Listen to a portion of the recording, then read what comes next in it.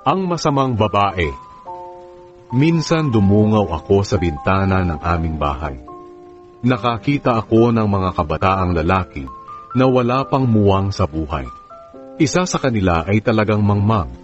Lumalakad siya patungo sa kanto kung saan naroroon ang bahay ng isang masamang babae. Takip silim na noon at malapit ng dumilim. Sinalubong siya ng isang babae na ang suot ay katulad ng suot ng isang babaeng bayaran. Nakapagplano na siya ng gagawin sa lalaking iyon. Maingay siya at hindi mahiyain.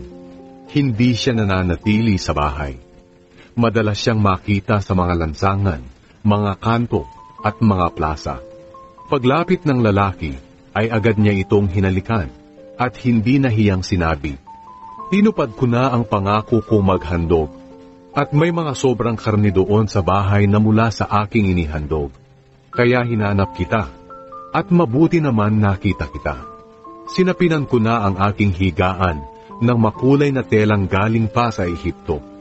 Nilagyan ko iyon ng pabangong mira, aloe, at cinnamon. Kaya halika na, doon tayo magpakaligaya hanggang umaga. Dahil wala rito ang asawa ko, naglakbay siya sa malayo. Marami siyang dalang pera at 2 linggo pa bago siya bumalik.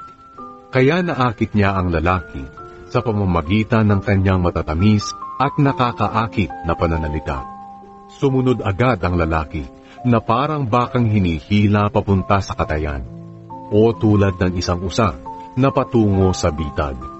At dooy papanain siya na tatagos sa kanyang puso. Para din siyang isang ibon na nagmamadali papunta sa bitag ng kamatayan, ngunit hindi niya ito nalalaman.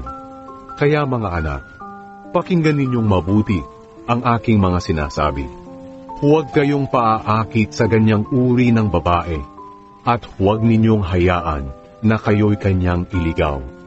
Marami na ang mga lalaking napahamak dahil sa kanya. Kapag pumunta kayo sa bahay niya, para na rin kayong pumunta sa daigdig ng mga patay.